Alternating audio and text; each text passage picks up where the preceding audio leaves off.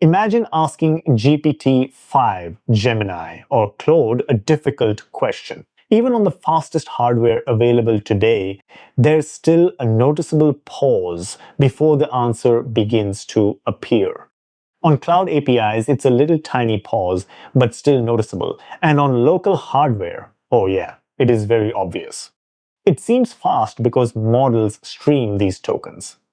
But behind the scenes, it hides one of the biggest bottlenecks in modern AI. The surprising part is that the model often isn't limited by its intelligence. It's limited by how it's forced to generate text. Every single token depends on the one before it, creating a speed limit that's built into the architecture itself. Over the past few years, researchers haven't just been building bigger models or buying faster GPUs. They've been trying to break this fundamental speed limit. There's a massive engineering war being waged. And the goal of this engineering war is to make large language models generate answers dramatically faster, vastly faster, without sacrificing a single drop of their intelligence. And the battleground for this? It isn't just about building bigger data centers or, throwing more GPUs at the problem. It's about fundamentally rewriting how AI inference is scheduled across software and hardware. Today, we're going to see how that works. By the end of this video, you'll understand why a tiny 1 billion parameter model can make a 70 billion parameter model significantly faster. Why that trick almost falls apart on consumer hardware, and how Apple may have found a way around that limitation. And finally, we'll look at why one of these speed optimizations may have accidentally opened an entirely new class of AI security vulnerabilities. Let's begin.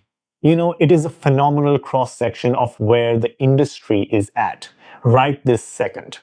We're looking at everything from massive liquid-cooled server racks down to the literal hardware sitting on your desk. And all of these sources, they revolve around one central, highly obsessed over concept in the AI world right now, which is speculative decoding. Before we talk about how tech giants are breaking the limits of this technology, we really need to establish exactly what it is and why the industry is so desperate for it. Well, the best way to understand speculative decoding is to look at the root of the problem it's trying to solve, which is auto-regressive generation. Traditionally, a large language model generates one word at a time. It looks at the whole context you provided, does a massive amount of math through all of its neural layers, predicts the next word, outputs it. And then it has to start that entire mathematical process all over again for the next word. It's strictly sequential. So you can't compute word 5 until you know what word 4 is. And that sequential nature is highly accurate, but it is deeply bottlenecked by the sheer physical size of the model. Every single time it generates a token, the system has to move mountains of data, the model's weights from the GPU's memory into its compute cores. And that memory bandwidth is the wall we just keep hitting. So to fix this, engineers introduced speculative decoding. And the way I like to visualize this, my own little analogy here, is to imagine a high-end restaurant kitchen. In our case, a massive, highly intelligent AI model, let's call it the target model, is the senior chef. Okay, this chef is brilliant and perfect but expensive and pretty slow if they have to do every single micro task themselves. Because the senior chef is bogged down with the heavy lifting of, perfecting the main course. So what do? You hire a prep cook. Right, this is your draft model. It's a much smaller, faster, but noticeably less accurate AI. The prep cook furiously chops the veggies, plates the sides, and prepares a whole sequence of ingredients in advance.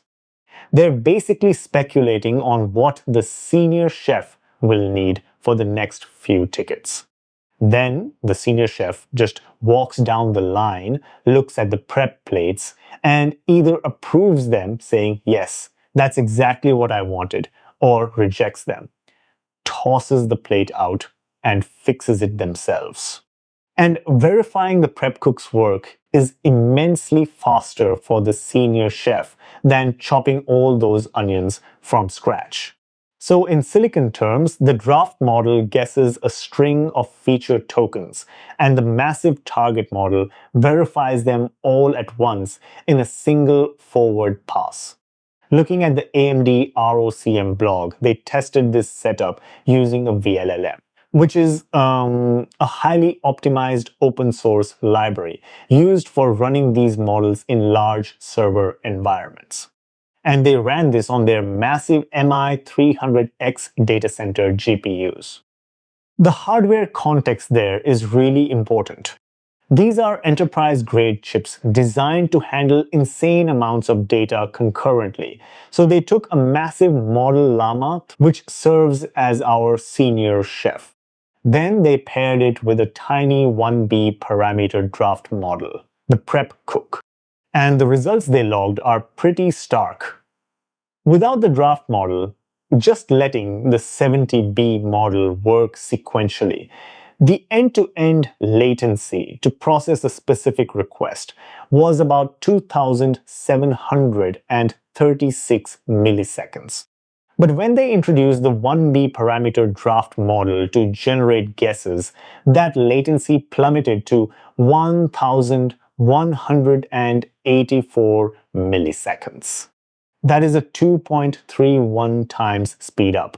You are getting the exact same high-quality Llama 70B output, but more than twice as fast just by letting the smaller model run ahead.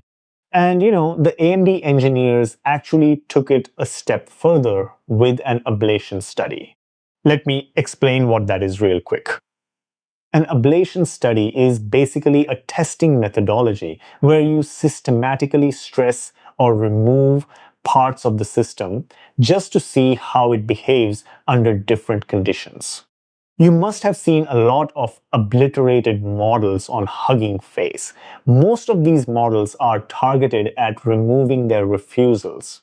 So in this experiment, they discovered that the speedup actually increases when you feed the model longer input sequences.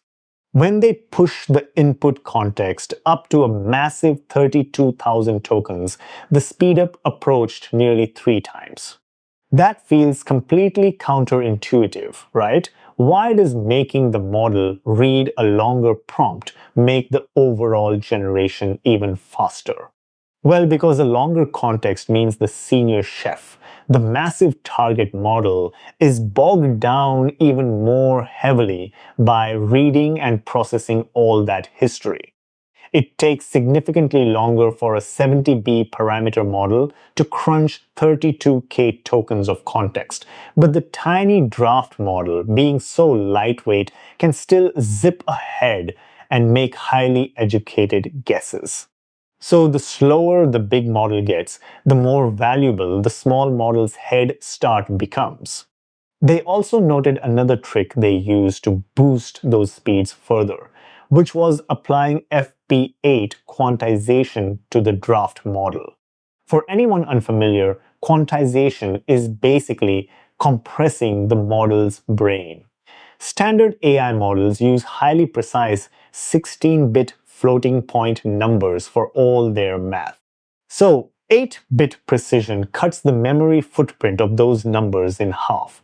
It's like taking a dense, heavy encyclopedia away from the prep cook and giving them a lightweight pocket dictionary instead. They might lose a tiny bit of nuance, sure, but they can flip through it twice as fast, which dramatically lowers the memory bandwidth required to run the draft model. So a 3 times speedup just from guessing. That sounds a little too good to be true, right? If it works so perfectly, why isn't every AI everywhere instantly 3 times faster? What's the catch? Well, the catch is the size of the kitchen. On a massive AMD MI300X data center GPU, you have a sprawling commercial kitchen workspace. There is an absolute abundance of compute units and memory bandwidth for both the senior chef and the prep cook to work simultaneously without getting in each other's way. But try putting both of them into the tiny kitchenette of a studio apartment, and they are going to bump elbows constantly. And that brings us out of the data center and directly into the reality check on consumer hardware. We have this fascinating GitHub experiment by an independent developer named KM Sala. They wanted to see if they could capture these massive speedups on an everyday Apple silicon chip, specifically an M3 Ultra. The developer implemented a cutting-edge speculative decoding prototype called Eagle 3. They built this using Apple's MLX framework, which is Apple's own open source software designed specifically to run machine learning models efficiently on Mac hardware. And just for context, on CUDA, Eagle 3 reports 3.3 to 6.5 times speed up. So the developer builds Eagle 3 in MLX, runs it on their M3 Ultra Mac using a Llama 3.18b model. Okay, and the speedup is a measly 1.05 times. Yeah, a 5% improvement. After writing over 1,000 lines of custom code, the whole system barely inched forward. There are a few reasons behind this. One of the biggest reasons is Eagle 3's paper reports a 3 to 6 times speed up because it uses something called tree verification when Eagle speculative decoding was first introduced. The basic idea was, instead of using a separate draft model, it uses large models' hidden states and attaches a lightweight prediction network. What is the hidden state? Basically, every transformer layer produces an internal representation. For example, the prompt is the capital of. It will have a hidden state, which is something like, I am probably talking about geography. So, when the large model generates its hidden state, Eagle speculative decoding attaches the tiny predictor, and it predicts Paris, Europe population. So basically, in simple words, hidden states are what the large model already knows or is thinking internally. Using that, this prediction head predicts the next few tokens. So first came Eagle 1. It uses hidden states to predict feature tokens. Then came Eagle 2 with better training, better tree verification, and a higher acceptance rate. And in Eagle 3, there is a more accurate predictor, better multi-token tree generation, better hidden state utilization, and a higher acceptance ratio. The key idea is to maximize the acceptance rate. So in tree verification, instead of checking Paris, it checks Paris, London, Berlin, Rome, Madrid, and 64 possibilities or more in one GPU pass. CUDA GPUs are fantastic at parallel processing, but unfortunately, MLX can't currently do this, partly because its KV cache blocks tree attention. Current MLX cache looks something like this on the timeline. The difficulty MLX has with tree verification is tied to how it handles rope. To understand this, let's first explain what rope is. Rope stands for Rotary Position Embeddings. So, transformers don't inherently know the order of words. To them, these two sentences are just bags of tokens. Dog bites man and man bites dog. Without positional information, they look almost identical. Rope solves this by encoding the position of every token into its query and key vectors. Think of every token carrying a position tag. The capital of France is Paris, and position tag is something like this. The position tag 0, capital, position tag 1 of position tag 2, France, position tag 3 is position tag 4, Paris, position tag 5. But speculative decoding complicates this. Traditional decoding is very simple, right? It predicts token 1, so the position is 1, then it predicts token 2, so the position ID for this is 2, and so on. In tree verification prediction predicts branch 1, which consists of multiple tokens. Branch 2, multiple tokens. Branch 3, multiple tokens. CUDA, with its parallel processing, can assign a position ID to each branch and its tokens. MLX doesn't have the capacity to assign position IDs to each branch of a tree. So, no tree, no speedup due to Eagle 3 speculative decoding. So what does this all mean? Are Apple Silicon users or anyone trying to run AI on a laptop just doomed to slow generation because the hardware bottlenecks are too strict? Not at all. We just need to stop putting both chefs in the same kitchenette. Which brings us to the research paper straight from Apple. Mirror Speculative Decoding, or Mirror SD. The hardware bottleneck on a Mac isn't a death sentence. It's a scheduling problem. Because the problem with the GitHub experiment was placing both the draft model and the target model on the exact same accelerator. Usually the Mac's integrated GPU. They fought for the same memory bandwidth. But modern consumer chips like Apple's M series aren't just CPUs and GPUs anymore. They feature heterogeneous accelerators. Specifically, they have NPUs, neural processing units, which are highly efficient hardware blocks designed expressly for AI math.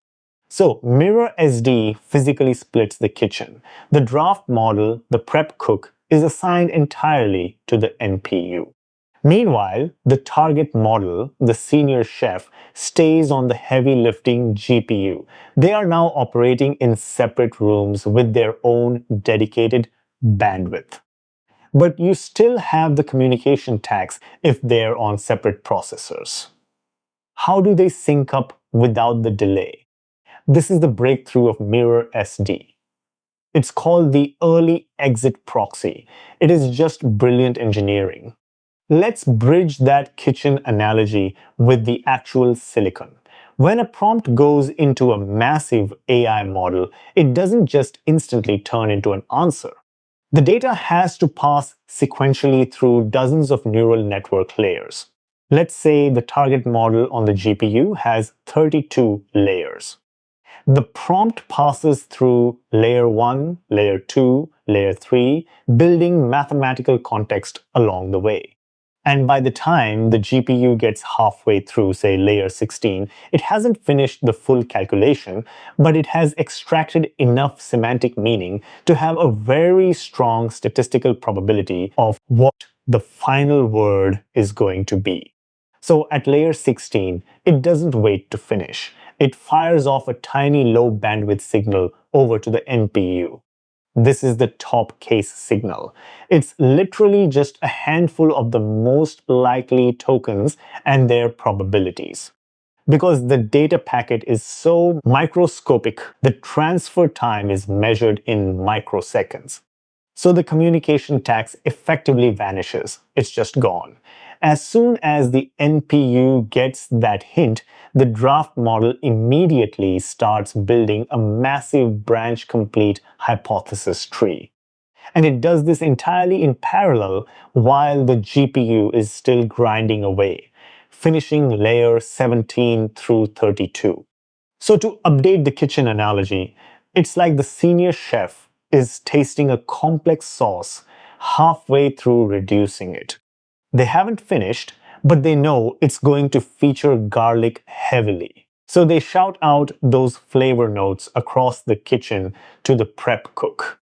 And the prep cook immediately starts plating the side dishes that pair perfectly with garlic, well before the main course has even finished cooking. What's fascinating here is that it creates a bidirectional speculative process. The draft model is speculating on the future tokens, but the target model is simultaneously verifying and correcting the draft as it finishes its own layers. That is wild. And because they're running on entirely separate silicon blocks, they completely shatter the serial dependency that bottlenecked the GitHub experiment. It's hardware level multitasking. But running things in parallel is only half the battle.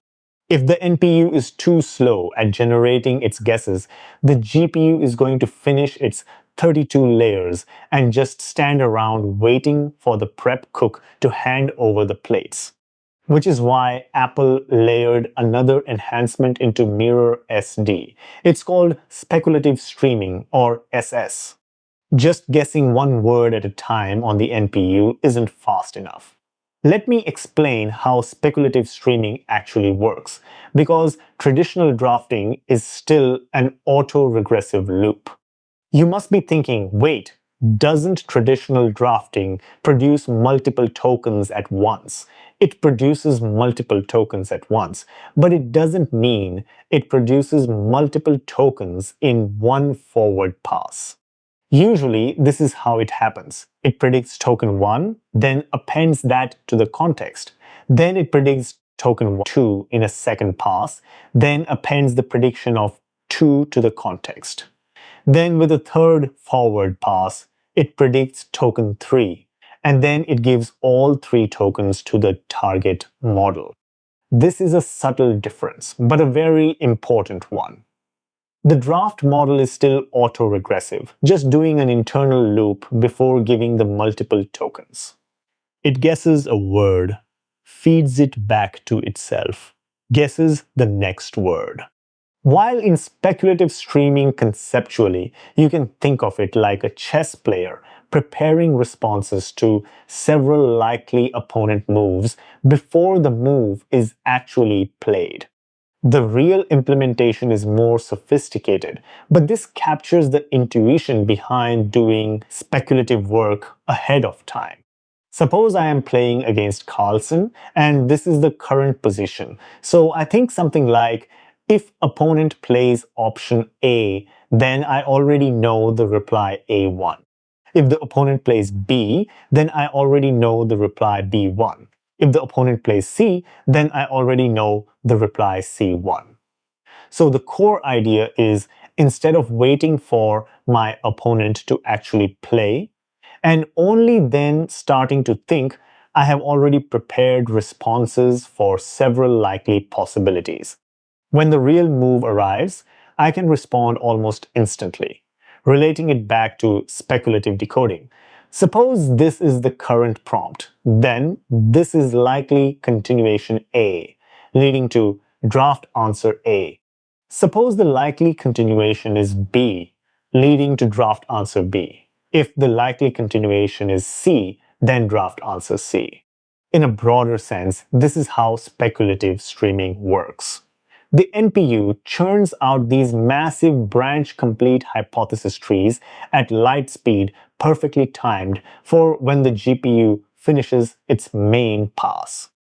And the numbers from the SpecBench tests in the Apple paper are just jaw-dropping. They ran this on various models ranging from 14 billion to 66 billion parameter models like Qwen, Mistral, and OPT released by Meta AI. We are talking wall-time speedups ranging from 2.8 times all the way up to 5.8 times. And on a task demanding complex mathematical reasoning using the Qwen 3 14B model, Mirror SD hit a 5.32 times speedup. That is staggering, almost 6 times faster. Now, we need to talk about mixture of experts, or MOE models, because they throw a massive wrench into this whole speculative decoding party. Models like Mixtral or DeepSeek R1 are popular because they are sparse. For any given token, they only activate a few specific experts instead of the whole network, which saves memory bandwidth, right? But remember how speculative decoding works? It generates a wide tree of candidate tokens to verify. Well, if you generate a tree of 60 or 70 draft tokens, they are all going to route to different experts. Suddenly, your target model has to load almost every single expert in the entire layer just to verify the draft tree, completely destroying the sparse activation benefits of the MOE architecture. It actually makes speculative decoding slower than regular decoding in some cases. To salvage this, researchers introduced MOE spec, which applies ruthless expert budgeting. Instead of loading every expert that the draft tree asks for, MOE spec ranks the experts based on their aggregate routing probabilities and sets a hard limit. Say, only the top 4 experts are allowed to load. If a draft token wanted an expert that didn't make the cut, MOE spec just substitutes it with the closest available expert from the budget. And why accuracy barely drops? The researchers observed something called a heavy tail distribution in expert routing. A handful of experts handle most of the work, while many others are chosen only rarely. That means discarding the rarely used experts often has little impact on the final prediction, but significantly reduces memory traffic. Here's where it gets really interesting for me though. With all of this overlapping and multi-stream attention and shouting flavor notes across the silicon, the final text that the AI spits out for your complex math problem or coding request is 100% identical to what it would have produced if it just did it the slow, old-fashioned way. It is mathematically provably lossless because the target model on the GPU always gets the absolute final say. If the draft model's tree of guesses doesn't perfectly match what the target model ultimately computes, the target model simply discards the bad guesses and computes the correct token itself. So the final output distribution is completely unchanged. You probably know this already. But if we connect this to the bigger picture though, there is one final, rather provocative twist hidden in the academic research in speculative decoding. This is the part about the discarded plates in our kitchen analogy. Speculative decoding introduces a severe security vulnerability known as a side channel attack. Well, think about the underlying structure of speculative decoding we have been discussing. The draft model on the NPU is constantly generating a massive tree of guesses, thousands of potential future tokens. And the target model on the GPU is constantly verifying but ultimately rejecting the vast majority of them. The prep cook is making a bunch of side dishes, and the senior chef is throwing 80% of them in the trash. But what happens to those discarded plates? In a shared hardware environment, those rejected tokens represent alternative paths the AI's brain walked down.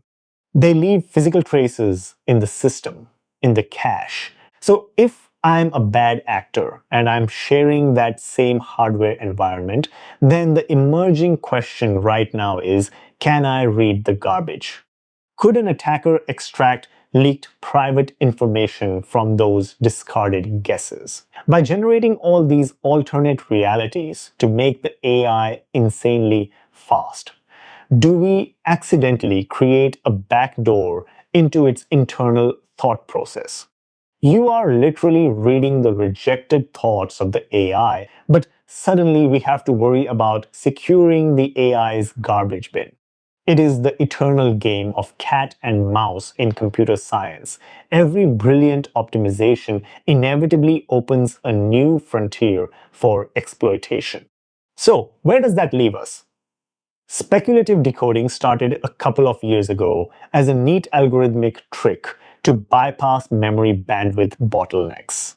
But today, it has evolved into a hyper-complex ecosystem of dynamic graph trees, asynchronous multi-stream GPU pipelines, and cross-layer feature fusion. It forces us to rethink everything from how we route mixture of expert layers to how we pad our network packets to avoid leaking private data. It really highlights the reality of modern machine learning.